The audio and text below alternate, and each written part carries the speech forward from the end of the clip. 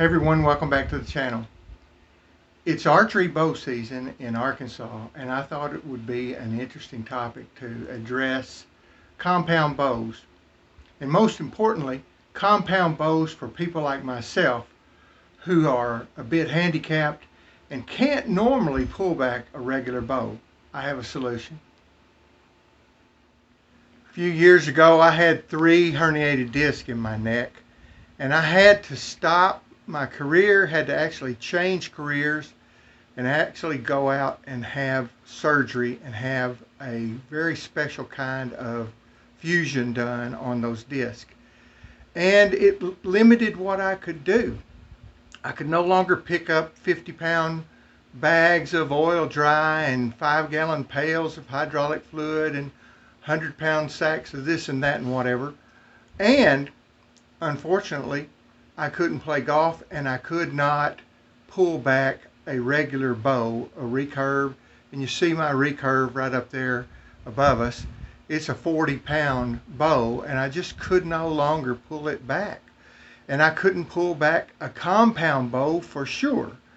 And so I stopped archery altogether. I've had a bow since I was 6 years old, and I'm in my mid-60s. Still have the same bow, 35-pound pull Loxley, that I got when I was a little one. And so that really changed my world. One of my friends came to me and said, you know, they make new compound bows, and those bows will accommodate a person like you. And so I want to show you my mission switch today and explain a little bit about it to you. And if you're like I am, if you're a person with limited capacity, you can get back into archery and you could use a bow like this. There's my mission switch, and of course you can see that it's in a hard case and that I have a number of arrows there for hunting, and I used fixed blades. I don't use mechanicals, and that's a different argument, and I'm not going to talk about that today. But you notice that I also carry at least one, and I usually stick another one in there. There's one right there.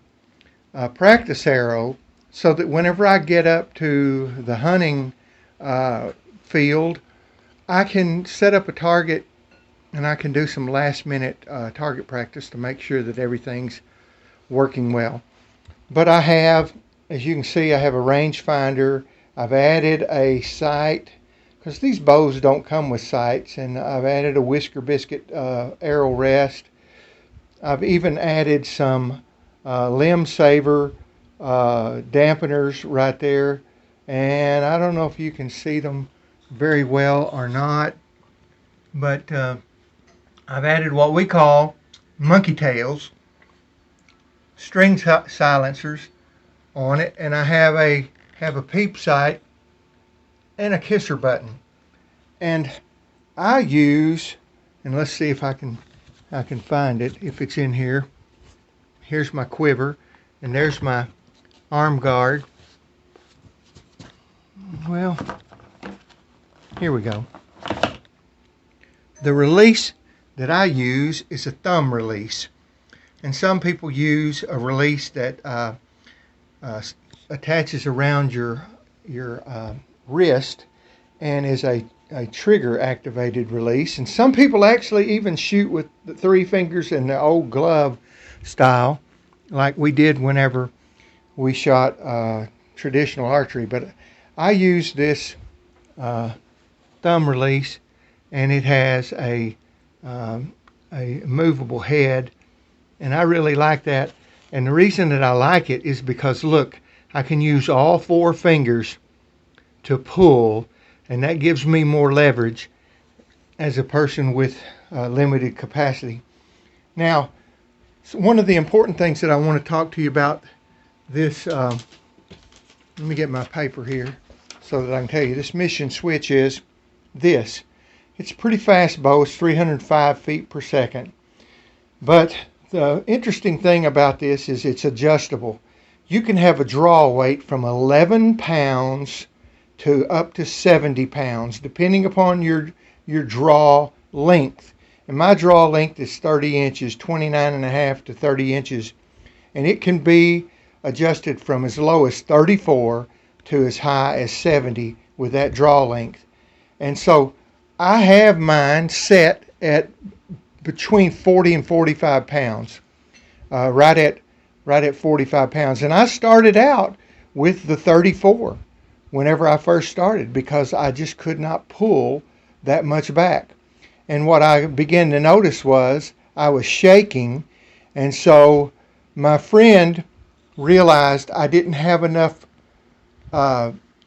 poundage, draw weight, and he actually increased it. And you would think, well, you would decrease it because you're shaking, but actually the more you have to push against, the more steady you will be whenever you pull that bow back and rest. And interestingly, it has an 80% let off because of the kind of cam wheels that it has here. And so you see all these little holes and things. They are what allow you to adjust your draw length and your draw weight. And so this is a very good bow. The MSRP, or manufacturer suggested retail price on this, is $399. You can get it for that $400 range, and you can get it for a little bit less than that. But it is a tremendous bow. And with that 80% let off, I'm only pulling back 45 pounds for just a second or two. And then whenever I pull it back to my full draw, and I'm resting there at full draw, I'm only holding 80% of that. So even at 25%, I would only be holding back about 10 or 12 pounds. And so that's the interesting thing, and that's why you can use a bow like this if you're a person like me who's had neck surgery, who has herniated disc or problems like that, cannot pull back as much as you could, and maybe you're like me, you're a senior citizen, and you can't pull back as much as you could pull. This is the answer for that. And it's not the only bow like that, but it's just an affordable bow. It's made by Matthews.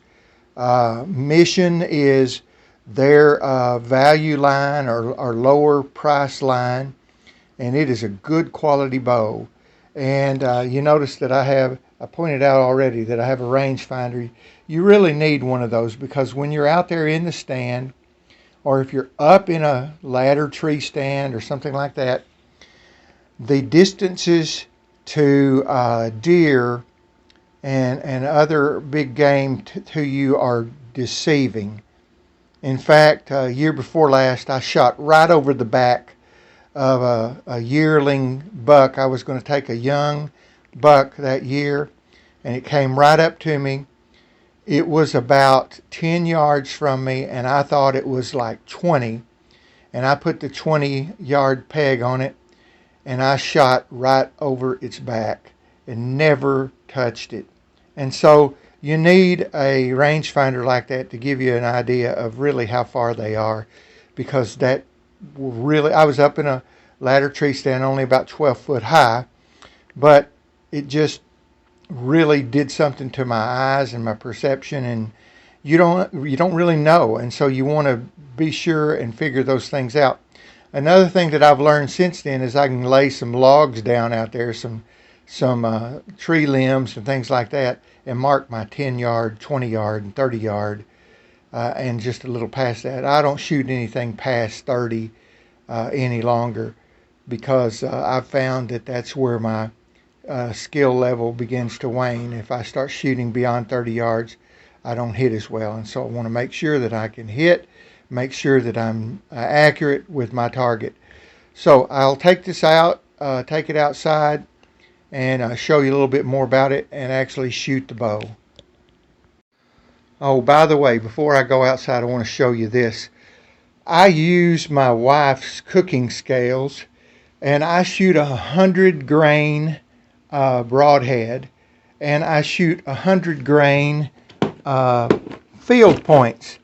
And you want to not necessarily trust the manufacturer that they're 100 grain. And so what I do is I turn this little thing on and I weigh all my points, and 100 grains is actually, and I put it on grams, it's 6 grams.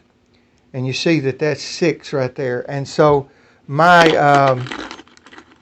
here's some mechanical broadheads. I don't use them, but I have them. And see, that's 6 grains right there as well. 6 grams, excuse me. And so you want to be sure and match your points. These are Allen's, and they said they were 100 grains, and there's 7 grams. These are 6, 6, 6. And so as a last resort, I'll shoot these because they're just barely a little bit above 100 grains. And so that's important, and you might want to put together a box like this with different field points and things, and different supplies. And so that's what I have right there as far as my archery. And you see I have different nocks because, in fact, one today messed up, and you see it right over there. I had to replace that red one with a chartreuse green one, but I had a spare nock. And so that kind of thing's important for you to have, and to be sure and check out your weights. Okay, I'm going to shoot at 10 yards first. It's been a year since I've shot my bow, and so I don't want to take any chances.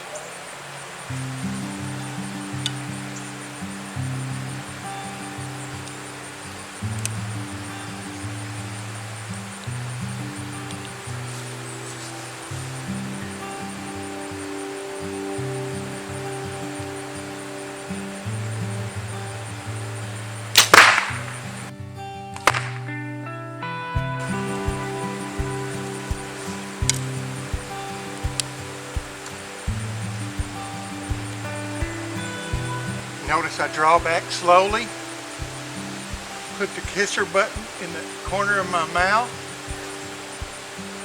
look through my peep sight, get it totally centered, choose my target, and squeeze.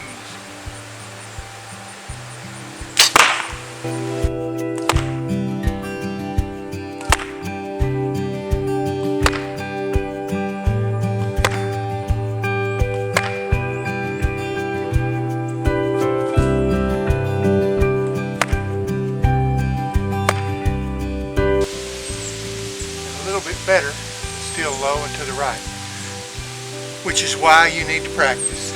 And at 30 yards I might wound a deer instead of killing a deer, so it's very important for me to tune in and hone in my skills and do some more practicing. So there you have it, the Mission Switch. It's a great little bow, and it works for people like me. Maybe you're like I am. You have some diminished strength. You might not be able to pull back as much. This really works. Have a great day, and God bless you.